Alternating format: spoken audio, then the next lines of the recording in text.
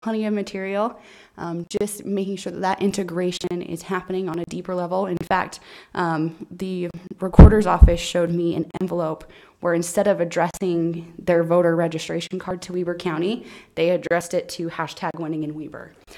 So we're really excited with the integration and would like to see it continue. Video content. Of the videos that we completed, 42 videos were completed overall that resulted in over 1 million video views across those 42 and the 23 live videos. Some of our top videos were the Uinta Fire Thank You, Christmas Village, History of 25th Street, Perry's Egyptian Theater Highlight, Blue Line Ladies, and the State of the County video. That's actually one of the videos you'll see when you first walk into this building. It breaks down every single department and what they did to win in Weber in 2017. Email content.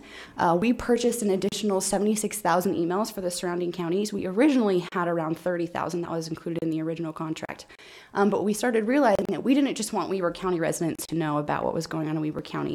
We wanted surrounding counties to understand and want to come and be, quite frankly, a little jealous of everything that was going on in Weber County. So we purchased an additional 76,000 emails for the surrounding counties. That total sent out was 636,000 emails. Those were sent weekly with an open rate of 27%. The content comes from the department heads, community partners, leadership, basically anything that we feel like the taxpayer has a right to know or should know. Whether it's fun or policy, we have included in that content. Additional communications content. These are some additional events and projects that were marketed. Ogden Musical Theater, we are now in their second year of marketing that. It is also in their second year of production. They've done a fantastic job, and we're happy to help them get the word out about their events. Also, TEDx Ogden was in its second year. You'll see that it was featured many times in the last week. Again, a fantastic event that thousands of people in Weber County are aware of. And in fact, we sent out material about TEDx to even the 100,000 in the surrounding counties, so we were able to let them know about it.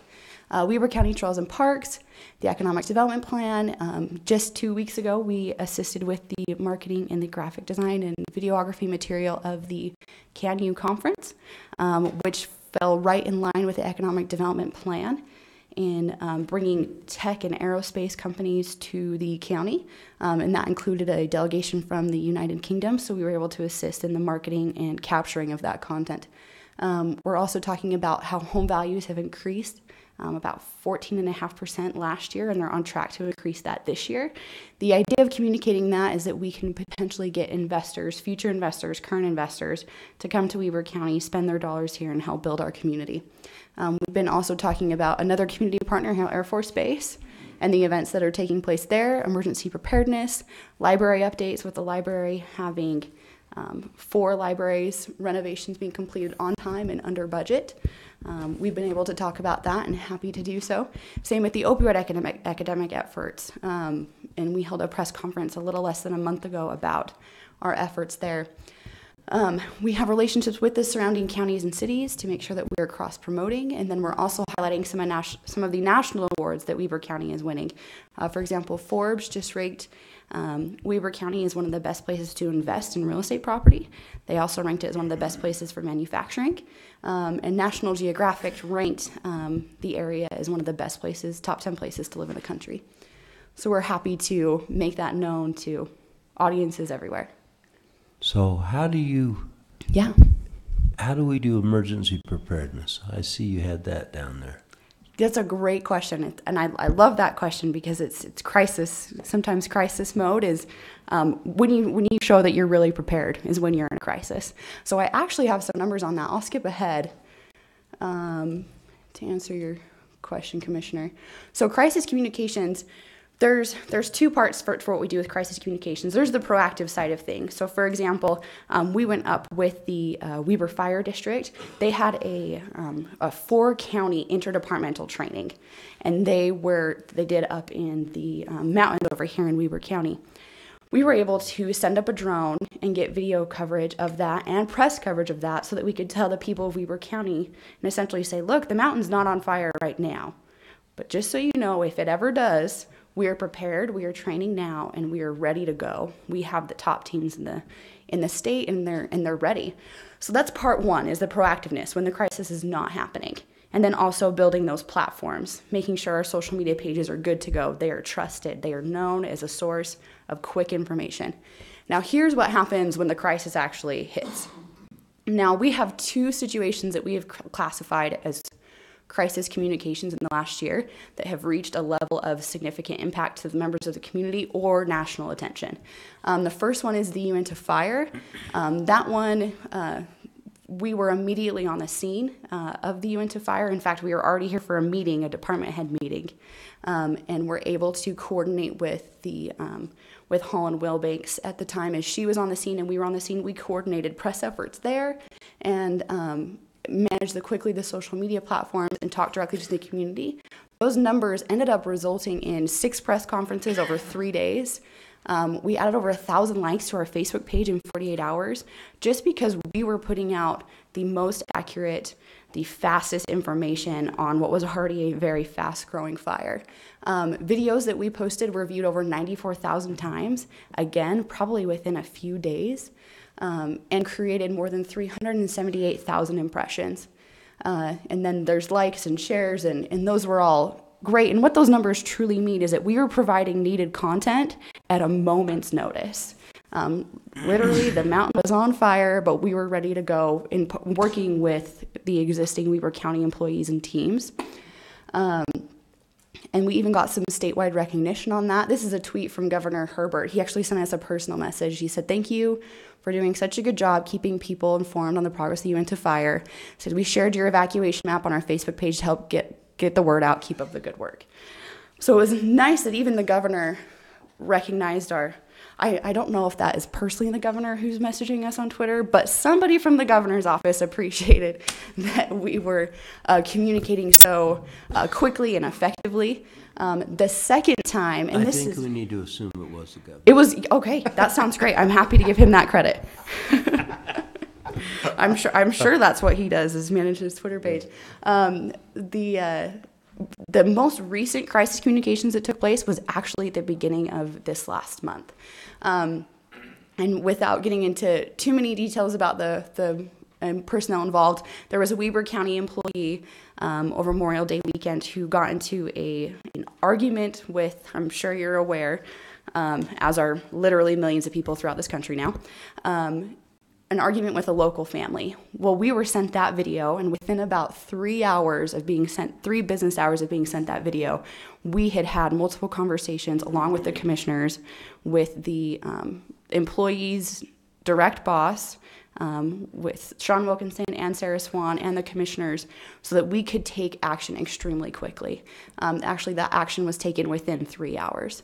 And when we first saw it, we realized the potential it had for national press, and that was extremely concerning because as this person behaved just completely unacceptably and identified himself as a Weber County employee, there was very much an opportunity for others to assume that people living and working in Weber County were similar, and that is not the case at all.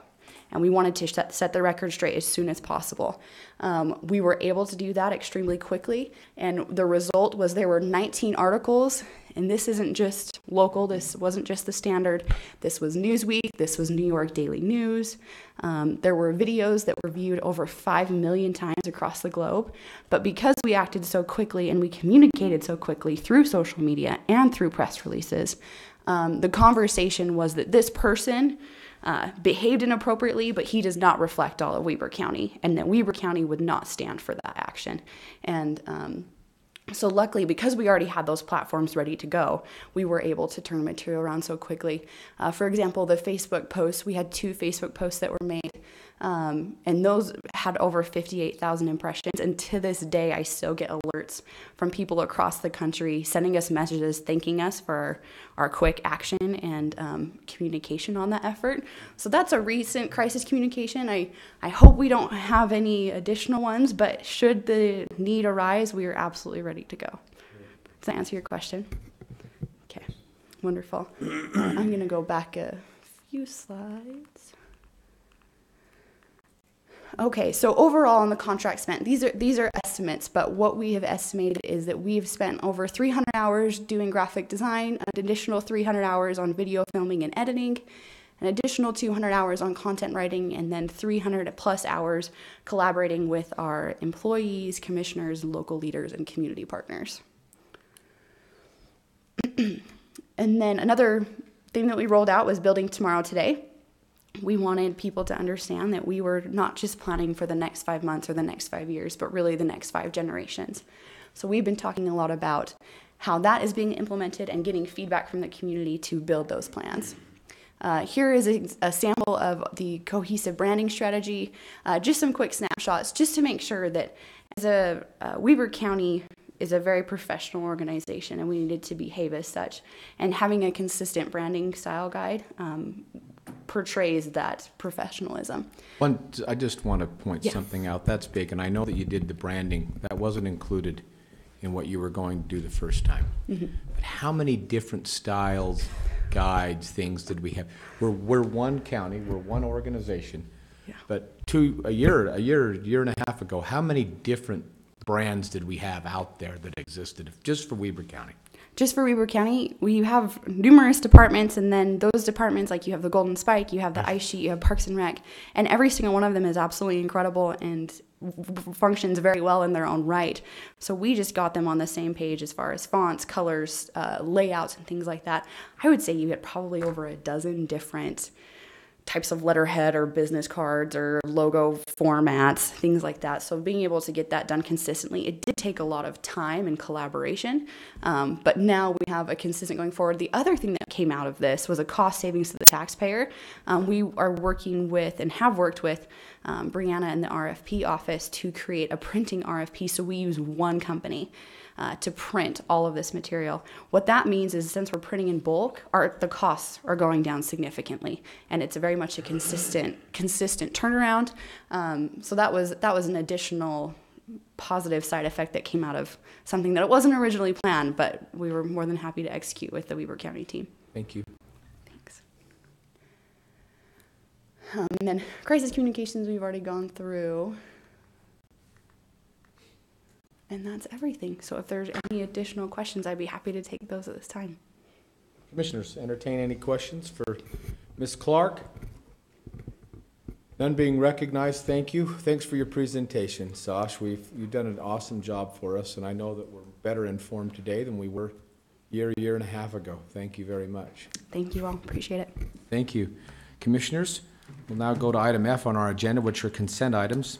Item number 1 is a request for approval of warrants 1481 to 1490 and 429,605 to 429,789 in the amount of $682,037.99. Item number 2 is a request for approval of purchase orders in the amount of $32,694.84. Item 3 is a request for approval of AHC payments to the U.S. Bank in the amount of $145,618.86 for the purchase card transactions made through the billing cycle ending June 25th, 2018. Item number 4 is a request for approval of retirement agreement by and between Weber County and Robert Sawatsky. Item 5 is a request for approval of a Recreation Arts Museum and Parks or a ramp contract by and between Weber County and the following organizations: North Ogden City for their amphitheater Barker Park Phase 2, Ogden School Foundation for the Spence Eccles Ogden Community Sports Complex expansion. Item 3 is the Pleasant View Multi-Sports Park, and the next one is the South Ogden City Birch Creek Park Phase 1. Commissioners, I'd entertain any questions or comments at this time. None being recognized, Mr. Hatch, would you please give us your 2 cents, or whatever cents you want to make that. Let's try $682,000. Okay, great. We'll start with that one. Dollars. Well, actually, we'll start with our purchase orders. We issued 8 purchase orders this week for $33,000. 64% of that amount, or $21,000, was for the library, and that was to purchase furniture, software, books, and materials. We issued 195 checks for $682,000. 18% of that amount, or $123,000, was 2 ramp grants that were awarded to Ogden City. 12%, or $82,000, was an escrow release for Vasquero Village. 10%, or $67,000, was for our sheriff's office, and that was to purchase in-car video cameras. 8%, or $58,000, went to the jail, and that was for food, maintenance, and supplies. 7%, or $50,000, was for elections, printing, and postage. 6%, or $42,000, was for our roads, and it was to purchase asphalt. Very good. Thank you, Mr. Hatch. Commissioners, if that didn't prod any more questions, I'll entertain a motion. So moved. I have a motion and a second for item number F, or our consent items. All in favor? Aye. Aye, motion carries. Thank you. Item number G, we'll move on to our action items. This is a discussion and/or action of the appointment of a vice chair for the Weber County Commission, our body. Commissioners, any discussion? I'll entertain a motion. I'll make a motion that Commissioner Scott Jenkins be appointed as the Vice Chair of the Weber County Commission. There's been a motion. I'll second that motion. Aye. So we'll call for the vote. We'll just kind of ram it down his throat at this point. All in favor? Aye. Aye. Thank you. Motion carries. Thank you. Item number 2 is a request for approval of a resolution of the Weber County Commissioners of Weber County appointing a member to the Powder Mountain Water and Sewer Improvement District. We have 2 applications there. Commissioners, if you've seen both of them. I have. Would you like me to present them? Sorry? Miss Hallisey, you're at the podium. Thank you. I got to look up one every once in a while to take a look. Please, thank you very much. The Powder Mountain Water and Sewer District has a board vacancy to fill Commissioner Gibson's seat. This midterm vacancy was posted in accordance with the state statute, and we've received 2 applications, and you've had those 2 applications before you. Thank you very much. Commissioners, discussion on this. Commissioner Jenkins, are you interested? I see that you have an application here. Is that something you'd like to do? It's been interesting. Pardon me. On that, our attorneys have actually suggested I do not serve on there. But on the opposite side, I can see a real advantage for me being there. But with that, I always try to go with our attorney's suggestion. So with that, I'd make a motion that we approve Michael Moyle on there. Second. We have a motion and a second to approve Mike Moyal. Moyle, I'm sorry. Moyal, that's okay, as the member of the Powder Mountain Water and Sewer Improvement District. If there's no other, Sorry, it's Resolution. resolution 26. number 26. There's no more suggestion there.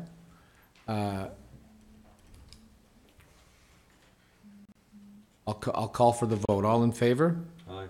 No, excuse me, resolution was roll call. Thank you. Commissioner Fatima? Ebert? Aye. Commissioner Jenkins? Aye. And Chair Harvey? Nay. Thank you.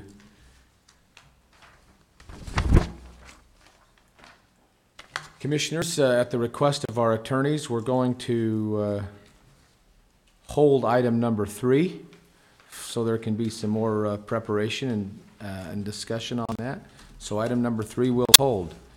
Item number 4 is in your packet, Commissioners. It is a request for approval of a resolution, which would be probably 27. Appointing a member to the Weber County Commission to serve to the Weber Morgan Board of Health. Commissioners, this would be your discussion. Who's interested? Okay, I'd need you to, I can't have you all speak at once, if you just, Well, we have a resolution here to appoint James Ebert, so with that, I'd make that motion. We're having discussion. okay? I would make that motion. Okay, we have a resolution to appoint Commissioner James Ebert and a motion. I'll second. We have a motion and a second with no more discussion. Please, Fatima, go ahead. Commissioner Ebert? Aye. Commissioner Jenkins? Aye. And Chair Harvey? Aye. Thank you. Motion, the resolution carries it 100%. Item number 5 is a request for approval of a resolution of the County Commissioners of Weber County appointing 2 members to the Weber County Ogden Valley Planning Commission. This is by Rick Grover. Mr. Grover. Good morning, Commissioners. Good morning. We have 2 vacancies or positions available. June 30th, typically we have vacancies for the Planning Commission. This time with Ogden Valley, we have Laura Warburton and John Howe. Their positions are up. They are seeking reappointment, but we also have another person interested, Shanna Francis, and her background is in political science. Commissioners, I'll open the floor for discussion. I received a tremendous amount of support for Mr. Howell and Ms. Francis over the last about week or so. Not as much for Laura Warburton at this time. I'm just expressing that to the commission for discussion.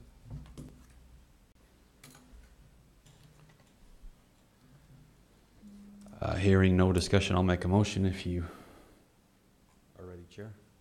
Do you have any discussion on this, Commissioner Jenkins? No. Then I'll entertain a motion. I'll make a motion that we appoint John William Howell and Shanna Francis to the Ogden Valley Planning Commission. Chair recognizes the motion. Is there a second? I'll second that motion. If there's any discussion, this is a resolution. Call for resolution number 28. Commissioner Ebert? Aye. Commissioner Jenkins? No. And Chair Harvey? Aye. Motion carries. Thank you.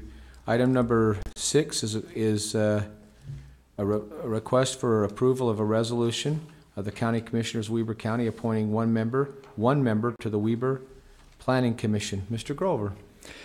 So we have 2 spots available here. Roger Hislop, his term is up, and Wayne Andriotti, his is up as well, but Mr.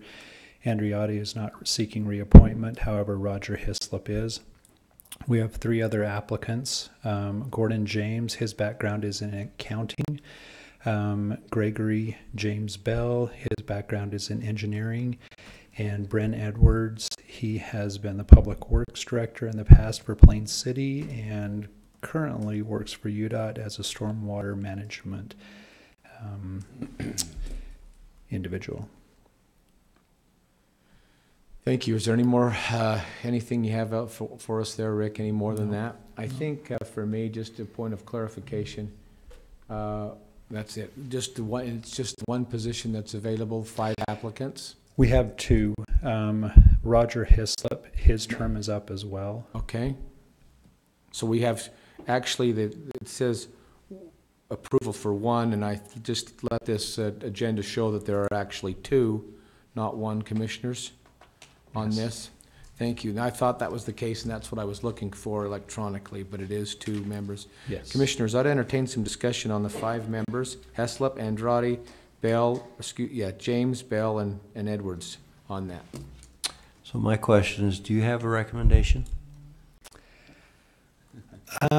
They're all great individuals. I met with all of them, and they have great expertise. Right now, we have a varied commission, and it's nice to get a good balance of different employments and interests.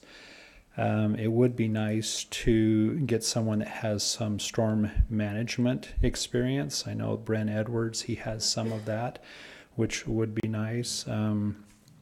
Roger Hislop, he has served on there very faithfully. He's came to meetings. He's very faithful that way. His background is a teacher. And Greg Bell, he has participated a lot with some of the town meetings that we've been doing the last few months, and he's been a great advocate there. And Gordon James, I met with him, and he has a lot of good, wise financial input. So I'm kind of skirting around answering that. True. That's exactly the way I feel right now. You're skirting around it. Yeah, and I think they would all be great. Probably Bren Edwards. probably have a little bit more of a recommendation for him just because of his experience and how he would fit with the other planning commissioners. The other one, Roger Hislop, he's done a great job. But then the other two would be great contributions as well. Commissioners, before we entertain, or I entertain a motion, I'd like there to be some discussion in as much as we have several options here. So now's the time to do that. And if there are more questions of Mr. Grover, that'd be great, but I'd like there to be some discussion here unless you already are pre-concluded with this. I am kind of pre-concluded. Okay.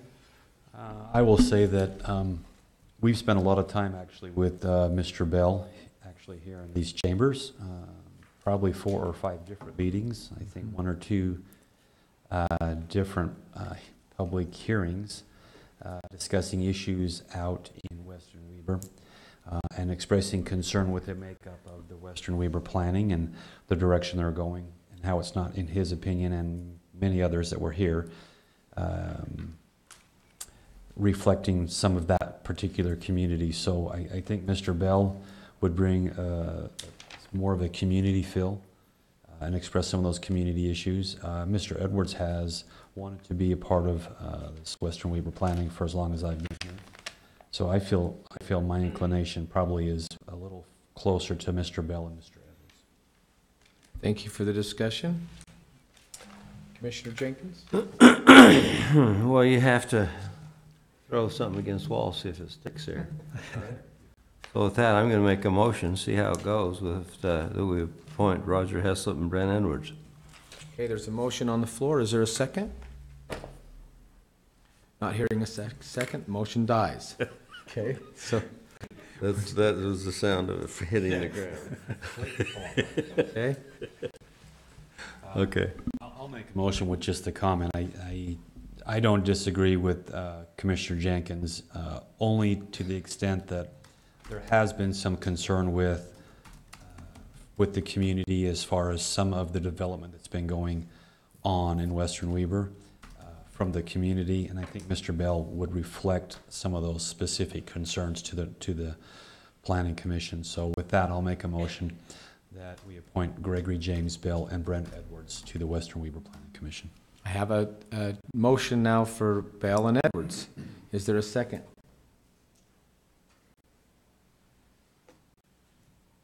Those are actually, I love the fact that we have so many people who are willing to serve Weber County in these positions, but those were actually my 2 picks, so I would second that motion on this resolution. I love the fact that we've had 5 or 6 different planning meetings out in West Weber and some here in this meeting. I've been refreshed with these members here, but especially with Bell and Edwards. I feel like they've been actively representing the concerns of those who have been interested in attending those planning discussions, and by virtue of them vetting themselves amongst the community, I think by virtue of the community and their support in that matter, I think that's what I've noticed, and so that would be the reason I would second that motion. Is there any more discussion?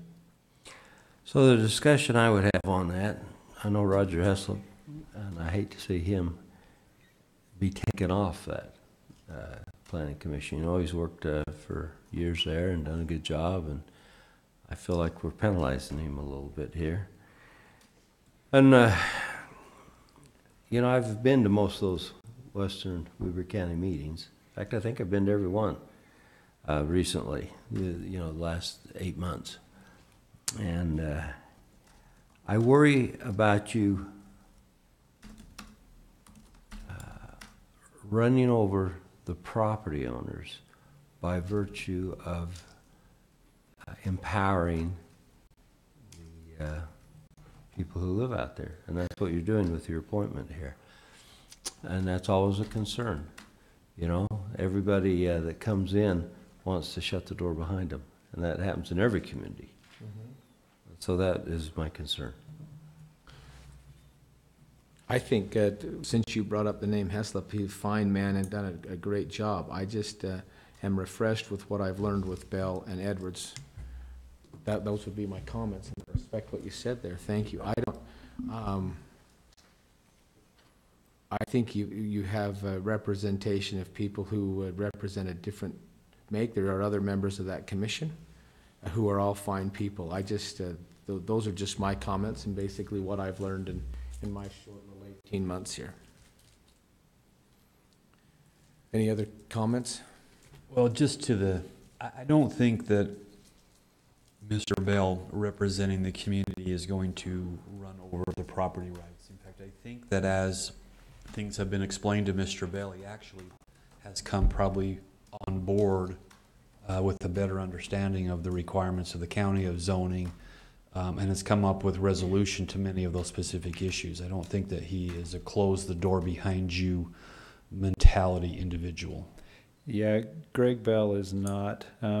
It's nice, it's refreshing to have all these choices, but at the same time, I can see where Commissioner Jenkins is coming from, because Roger Hislop has been a great advocate and done a great job, but then Greg Bell has also shown some really good leadership and to try to help bring the community together through some of those public meetings. And so I've seen some good things from Mr. Bell and Brent Edwards. I have a lot of respect for him, and so I don't envy your position right now. When you have so many people who are willing to serve and they all have good ideas and good intentions. Yeah. If there's no more discussion, Fatima, I'll call for the vote on the resolution. Commissioner Ebert? Aye. Commissioner Jenkins? No. Chair Harvey? Aye. That resolution carries. Well, now, Mr. Taylor, thank you, Mr. Grover. Mr. Taylor, we have a request for approval of a contract by and between Weber County and Todd R. Packer Heating Air Conditioning, Inc. for a Weber County chiller replacement. Mr. Taylor. Good morning. This is part of our improvements, capital improvements that were budgeted and approved last year. Our chiller is original with the remodel, which was from 1996. We're having some issues with, there's two compressors. One is failing, the other one we're running off of. It's time to update and get that new chiller. We went through the bid process with purchasing. We had a Peterson and Olson wrote a engineer spec for us for that chiller replacement. We put that out to bid, and companies came back, and Todd R. Packer is the one that we went with that bid. Commissioners, questions on a new chiller for the building? Bryce, just by point of information, having been in the budget hearings, you had a figure, an annual figure on what you were paying for maintenance on that existing chiller. Just ongoing maintenance on that, because it's older and it's 30, 40 years old. Yeah, it's so we're working on, it's from 96, so 20 plus 96, years. I thought it was 86. Yeah, 96. We're there's ongoing maintenance of, getting the technical involved. There's tubes inside of there the Freon runs in. We keep having to close off those tubes because they get too thin and holding in the Freon. Some of that process, we're putting oil in it because it's bypassing the one compressor, the rings, and so I don't know an exact number of what that is cost-wise, but it's ongoing cost of that. The efficiency of the new ones compared to the old ones is very cost of savings. I understand. I'm sorry, but the only reason I kind of thought that my understanding was between $100,000 and $200,000 just in maintenance of that old machine. So there was that cost of getting the old one up and running to what it is. That was kind of an initial guesstimate of that, of taking apart the one compressor and getting it rebuilt was an estimate of those costs. That's probably what you were getting at. Thank you. If there's no more questions from the commissioners, I'll entertain a motion. So moved. Second. I have a motion and a second. All in favor? Aye. Aye. Motion carries. Item number 8 is, thank you, Mr. Taylor. Ms. Cedarholm. We have number 8 is a request for approval of the first reading of an ordinance of the County Commission of Weber County adding a provision to the purchasing code. There was a need out there, and so you're addressing the need. I am. So to kind of explain the need, Excuse me, our library out at the newly constructed Roy branch of the library, Southwest branch, I should say, they need to put in a lightning rod system on the building. And because of the way that they constructed the new building, it's very technically, everything is intertwined into this system. Anything that runs off of electricity has to be touched by this lightning rod system to prevent a shutdown in the event of a lightning strike. So as we were meeting with Linda and discussing the options, we found that it would probably be beneficial to the county to utilize the original contractor of the building. The building's only a couple of years old. They have specific working knowledge of where everything in the building is, as far as any electrical lines for computers or air conditioning, HVAC, all of those types of systems have to be touched. And since they built it, they would have the working knowledge of where those items are. So we have provisions currently in the purchasing ordinance that provides some exceptions to not go through a bidding process if we feel that it could be a benefit to the county. So we have narrowed down a provision that would apply specifically to construction projects. So it would cover the engineer, the architect, or the contractor of the project, that we would be able to go back to them and ask them to perform this additional work. It is limited in the scope that the work cannot exceed 20% of the original contract amount. We don't want every project that needs to happen with this building to avoid bidding unless it's absolutely necessary. So the scope of the work has to be less than 20% of the original contract amount, and the building or the project has to have been constructed within the last 5 years. We don't want to be going back 20 years because that working knowledge is most likely not relevant anymore. So we've tried to narrow it down so that it's not avoiding all bidding processes. Another stipulation that we have put into the language is that the county doesn't have to use this provision. So if the county feels that it's actually in their best interest to go through a bid process, we still can. We don't have to not use it. But this just gives us an additional avenue for situations like this. Buildings are being built a lot differently now than they were 40, 50 years ago. There's a lot more technology out there. We just think that this could be a benefit to the county to help us save some money. So you've got a lot of thought and time and energy put into this, just even this whole piece here. Thank you. A little. Commissioners, I'll entertain any comments pertaining to item 8 on our agenda with this. None? I have a question. Okay. So, Mr. Jenkins. You bet. It's been interesting to read through this. I don't see where you've. How do you decide if you want to go back to that original contractor? How do you decide that? Yeah. How do you personally? How do I? How do you? So for this we'll use the library situation for example. When I was talking with Linda, there are still some existing warranties on that building that we want to make sure that they remain intact so that we don't void those warranties by bringing in another contractor to do the work. So in discussions, we found most of the warranties that are being held that are of concern are with the actual subcontractors. It's not with specifically the general contractor. So by going out to bid, we would be putting out specifications that say this is the project that we need, but you have to utilize this HVAC contractor, this roofing contractor, this specific electrical contractor. So at that point, we're limiting the general contractors on who they can even work with. So we just felt like there wasn't going to be as much competition as we would like through a normal bidding process. So that's the type of logic that we would utilize in the future for projects like this. So it would need to... So how do you determine you're getting a competitive price?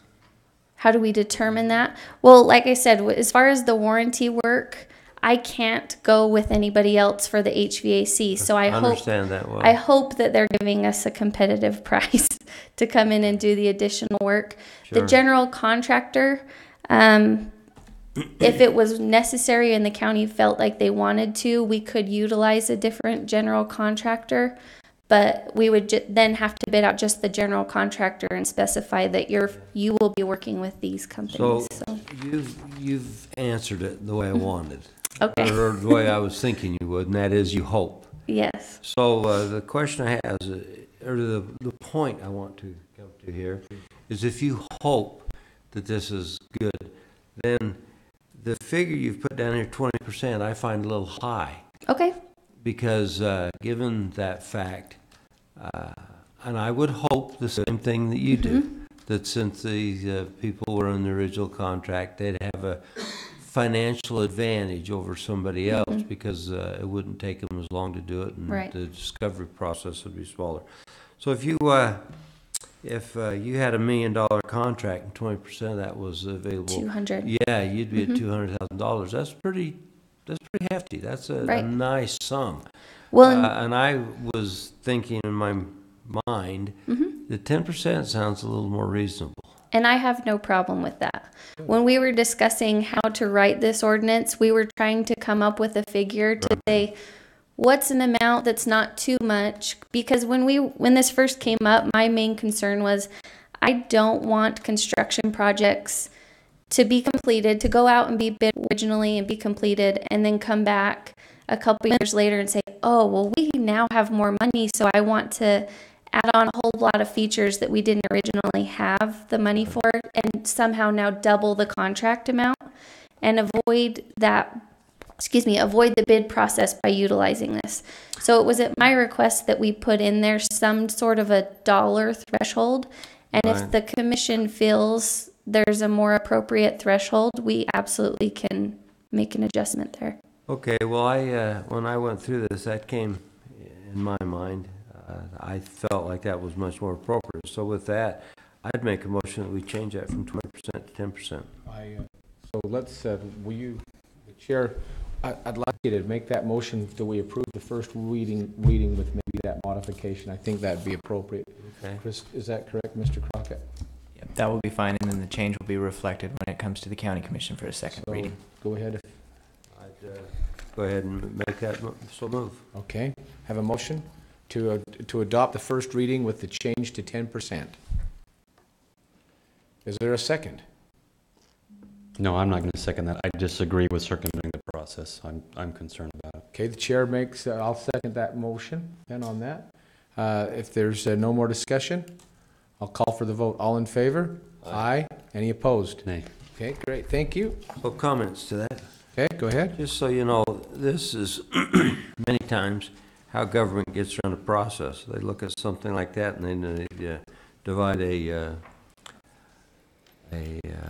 specific thing in half, and then they can do one here and one here. And so I've often felt a need to keep a nice tight control, and 10% is why that I'm just trying to justify my action. That's great.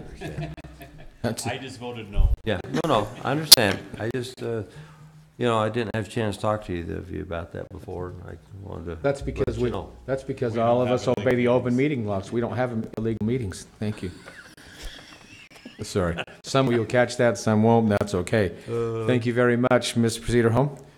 Item number 9, Ms. Ebert, is a request for approval of a contract by and between Weber County and the State of Utah Administrative Office of Courts and Weber District and Juvenile Court Bailiff and Security Services. Thank you. Stephanie Ebert. Hi. Hi. I'm just here to ask for your approval for a renewal on this contract. It comes up for renewal once every year with an amended amount that is based on what the legislature allocates to each of the counties for these services. So I'm just here to ask for your approval for this renewal contract with the court system. Very good. Thank you very much.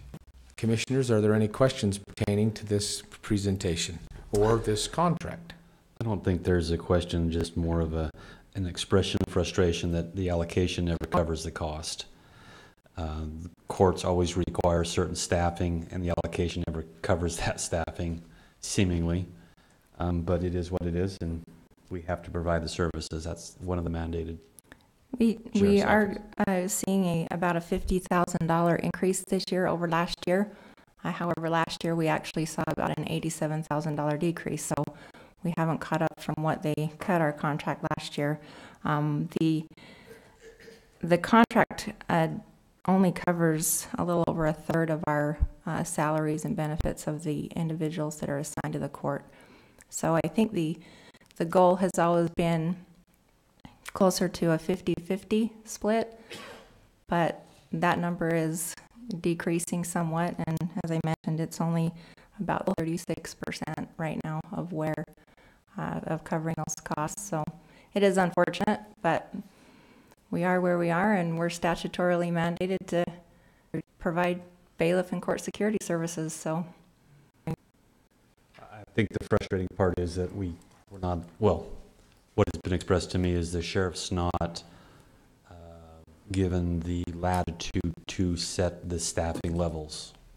So we're required to provide the service, but then the courts set what the staffing levels are. So it's kind of it is what it is. Thank you.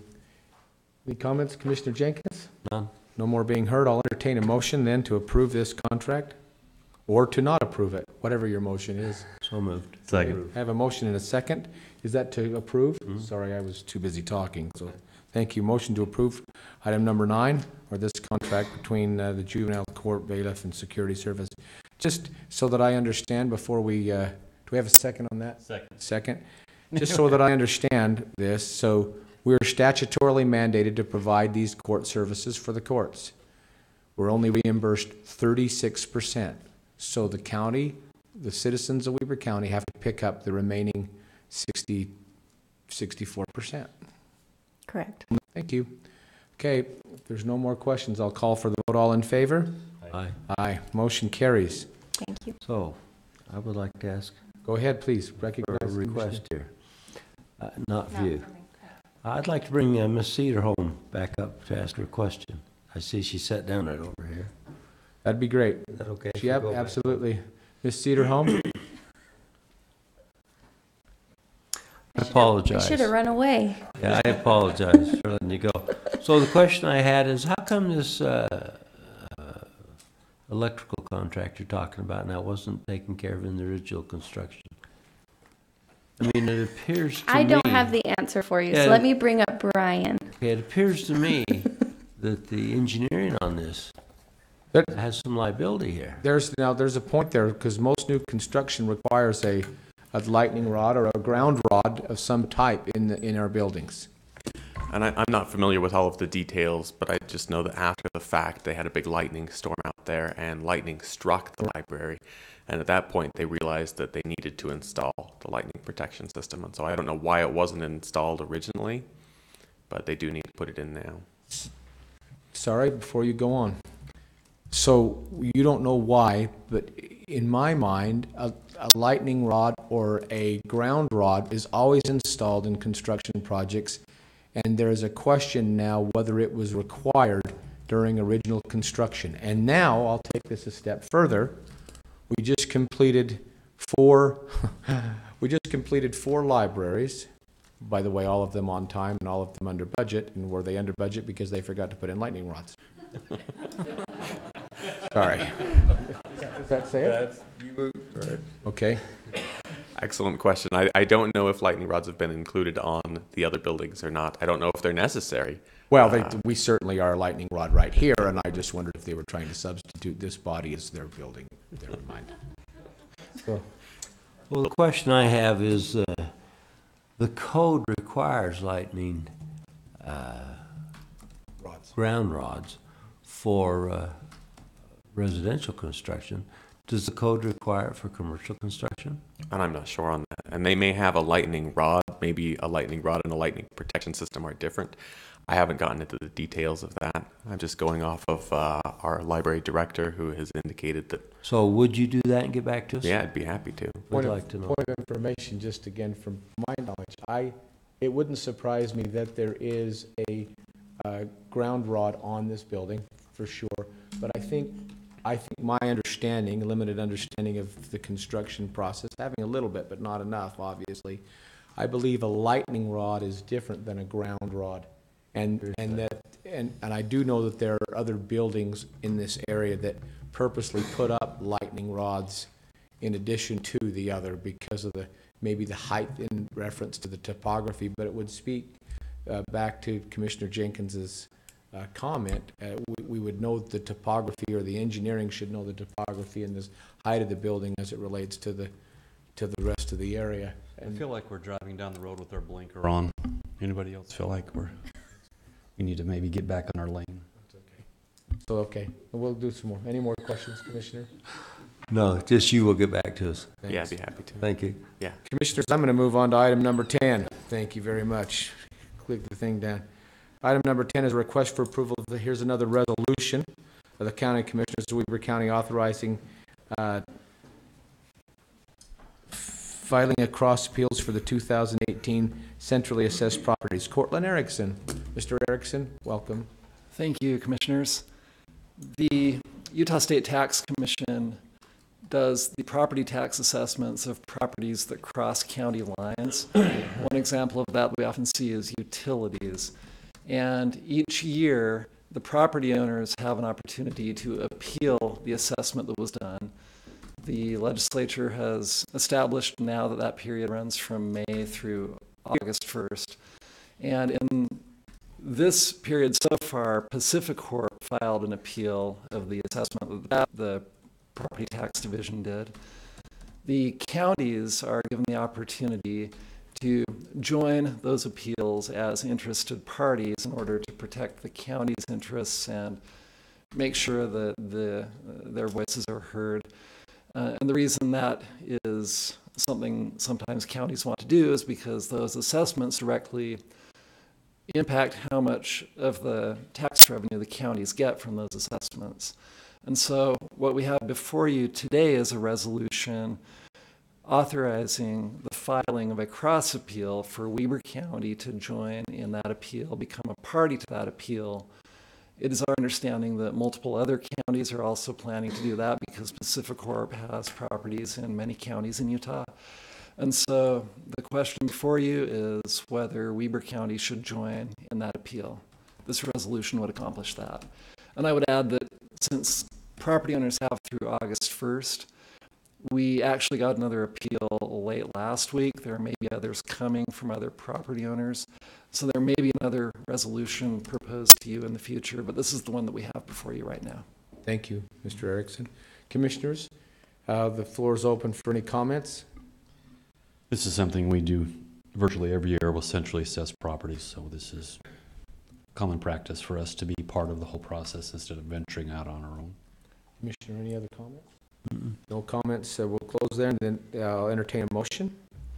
I'll make a motion that we approve the resolution 30 authorizing the filing of a cross appeal for 2018 centrally assessed properties. Have a motion Second. and a second. Fatima? Commissioner Ebert? Aye. Commissioner Jenkins? Aye. And Chair Harvey? Aye. Thank you very much, Mr. Erickson.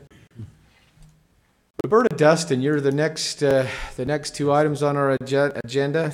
Item number 11 is a request for approval of the contract by and between Weber County and the State of Utah Attorney General's Office, the Utah Children's Justice Program for the first forensic interview services. Roberta Dustin. Okay, yes, we do have two contracts. One of them is for the forensic interviewer. As some of you gentlemen may realize, about a year and a half ago, we did bring on a forensic interviewer, and at that time, we really were trying to determine whether it would be a full-time position or a part-time position. Kind of erred on the lower side, wanting to make sure that we had the need for that. At that time, the AG's office offered a 75-25 funding commitment for up to 2 years on that particular program, which we're coming to the end of that. So we really, on this next year, have to look at a 50-50 match for those fundings. At the same point in time, we have got that person in place. We've had them trained. They've been doing a good job. I did a little review just over the last 6 months, and I think she's done 135 interviews in the last 6 months, so approximately 250 per year. Which is, compared to the other centers, a lot more, isn't it?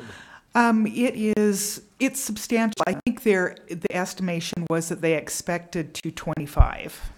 So, and I think a lot of it is we just don't know because it's kind of new. But seeing this, our director, Rod Layton, has felt strongly that he wanted to move her to full-time and has been reaching out for some other funding sources to be able to bring her up to that level. As it stands right now, when I worked with the state, I asked them to look at our allocation based on that guideline. And so they came back with the $35,000 contract level, which would cover a portion of her salary as well as some training and that type of thing. Weber County also puts in some money right now. It's at about a $10,500 level per year in cash and kind of in-kind services with computers and that kind of thing.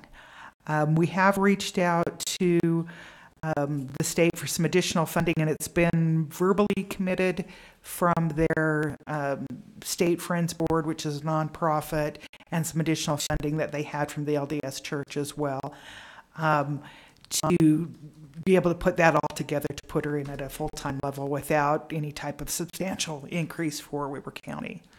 So that's the way this is set up right now. If for some reason it wasn't approved, et cetera, which I don't foresee, then the $35,000, we would only be able to use the 50-50 position or percentage of whatever we actually do fund her at her salary. Does that make sense? Okay. Commissioners, I'll entertain questions. So you mentioned a charitable contribution. Yes. Why would they make that? Why would the LDS Church or the State Friends Board? The LDS Church actually funds the state Children's Justice Program and makes a contribution. Probably the last 4 years they have done so, and they give it to the state program administrator to allocate out to the different centers. The directors get together and discuss the needs of the program statewide and kind of allocate it out that way. The CJC is actually designed to pull together funding from the state, from the federal government, from local government, as well as the community at large, which is handled through some sort of nonprofit. The state has its own nonprofit. The state program has a nonprofit that benefits all of the centers. Weber County also has, there's a private nonprofit, which is the Friends of the Weber Morgan CJC, who also raises funds and allocates some of their funding towards supporting this program. Okay. So you really don't know why they would do that? Well, yes, because everybody has a vested interest in this. If we're not working with issues related to child abuse, somebody's got to address these. Yeah. And when this program was initially set up, that was the whole idea of to have these different components come together because each of those had a vested interest. And so we wanted them to come together and have buy-in on the Children's Justice Program overall. That's what I wanted to hear. Okay. Thank you. Thank you. Commissioners, are there any other questions? Great, hearing none, then I'll entertain a motion for item number 11. So moved. Second. A motion and a second for item number 11. Call for the vote. All in favor? Aye. Aye. Motion carries. Ms. Dustin, do you want to? You did quite a bit on item number 12, but just for recording, request for approval of Amendment 5 to Contract 160230 by and between Weber County and the State of Utah, Utah Attorney General's Office, and the Utah Children's Justice Program for the annual allocation to operate the Weber Morgan Children's Justice Center. Yes. This particular contract has to do with the legislated funding that goes through the Attorney General's office that is allocated out to the different centers along the state. There's actually 22 centers and 1 satellite, so 23 units. There is a base figure that is assigned just to a center in general because there are some base costs, and then the rest of it is allocated out based on the number of interviews. And then they prorate that over a 5-year period of time. So we actually had a slight increase this year of about $6,000 because we had 1 year, 6 years ago now, that has dropped off that had a little lower numbers in interviews. So when they brought the pot back together again, we had a higher percentage than we had previously. So last year, I believe it was 229 and some odd change on that. And this year, it's going to be 235. And I could tell you the exact figures. And that's how that allocation comes up, is it's determined by the number of interviews that we do. 235,068 is the total amount. Great. Commissioners, I'll entertain questions from either one of the two of you. None being heard, I'll entertain a motion. So moved. Second. I have a motion to approve. Just want to be clear. Very good. I've got a motion to approve in a second. All in favor? Aye. Aye. Thank you. Thank you, Ms. Dustin. Thank you. Appreciate you, Roberta. You're awesome. You do a great job for us. The next 3 items, Commissioners, pertain to the Bus Rapid Transit Program. Our presenter is Brooke Stewart. Item number 13 is a memorandum of understanding by and among the stakeholders, UTA, WFRC, WSU, UDOT or UDOT, Ogden City, Intermountain Healthcare, and Weber County for the BRT project. Ms. Stewart. Thank you very much, Commissioners, and thank you for allowing us this opportunity to come before you and present this memorandum of understanding for the Ogden-Weber State Bus Rapid Transit project. In addition to Mayor Caldwell and Mark Johnson being here, I'd also like to acknowledge the attendance from some other special guests. We have Ben Withrich from Wasatch Front Regional Council with us, as well as Hal Johnson, Eddie Cummings, and Mary De Loreto from UTA. Thank you. And if you don't, thank you. If you don't mind, I'd like to invite Hal Johnson up. He's the project manager for the BRT project, to describe the MOU that's before you, as well as give you a brief project update.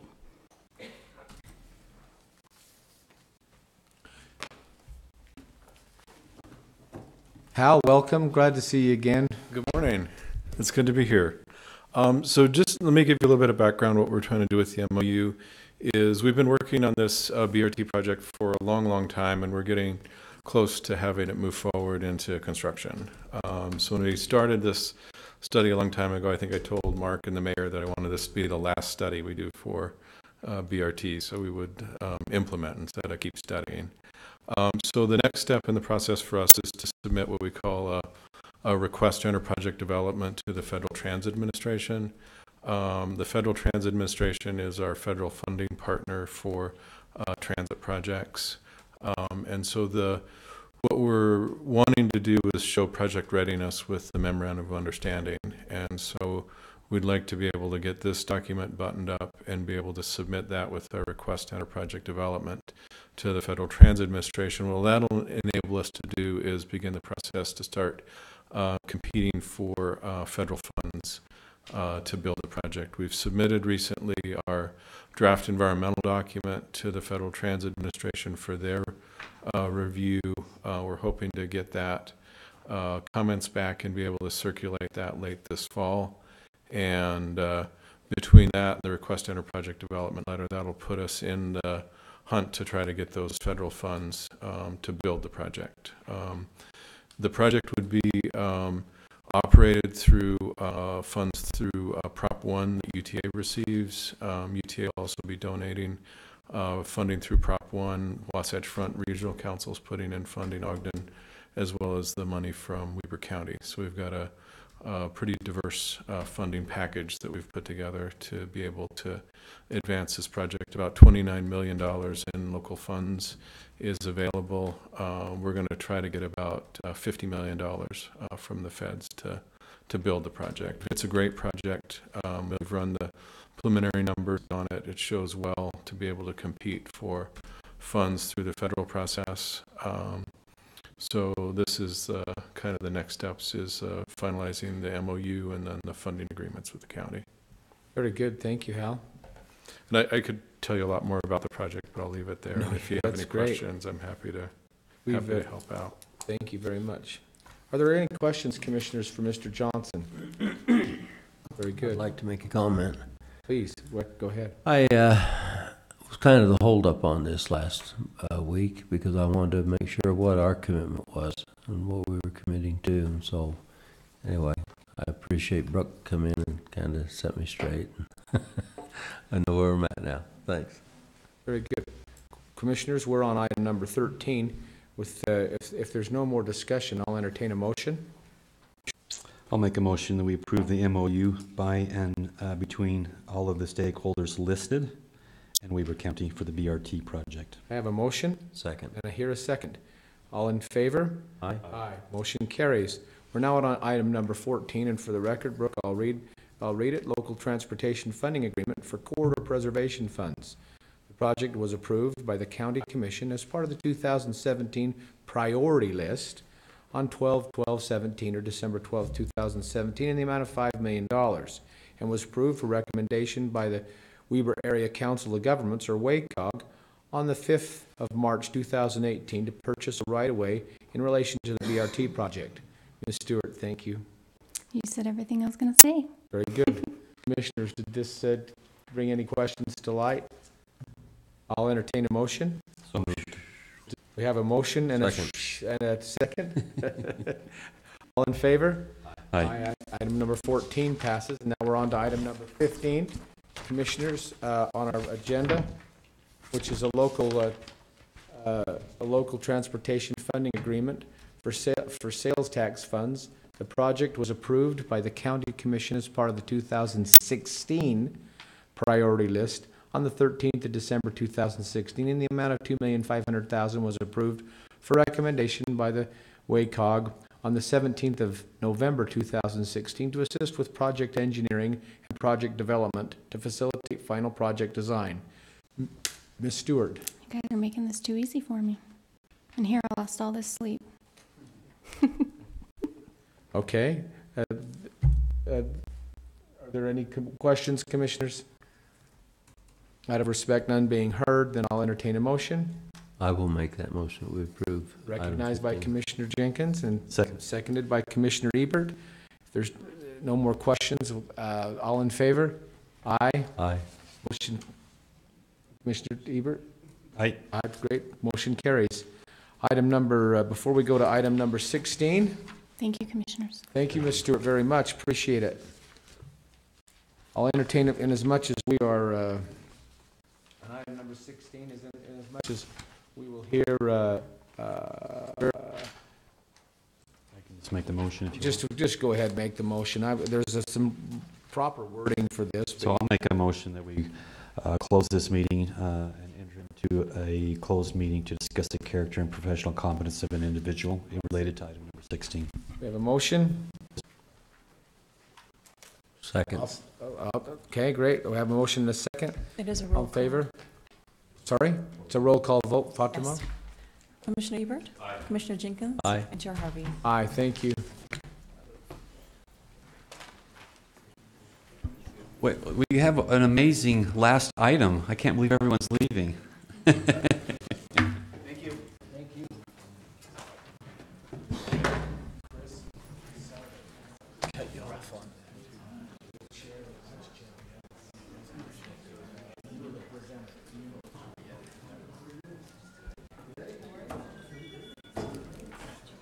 You gotta be cut off once.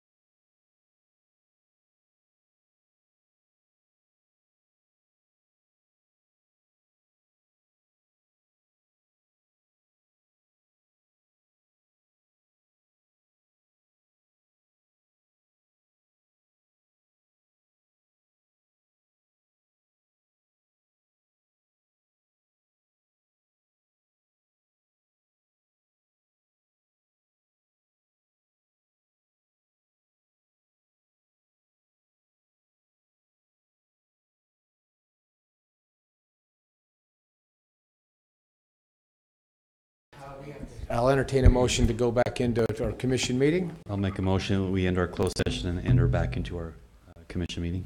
We have a motion and a second. We're back into our commission meeting. Commissioners, we're on item 16 on our agenda. Again, just to reference, our agenda on the 3rd day of July 2018. This is item 16, a request to approve a recommendation received from the Career Service Council to appoint Ms. Sarah Swan to serve as Weber County's Personnel Director under the merit system pursuant to Utah Code 17-33-5 subsection 1 subsection A. I'll entertain a motion. I'll make that motion. Very good. And I will second that. We have a motion and a second for item number 16. I'll call for the vote. All in favor? Aye. Aye. Great. We're now open to public comment. Those in the public who would like to comment, please limit your comments to 3 minutes. None being recognized, I'll entertain a motion from item I. I'll make a motion we adjourn. Great. We stand. That's the second. We stand adjourned.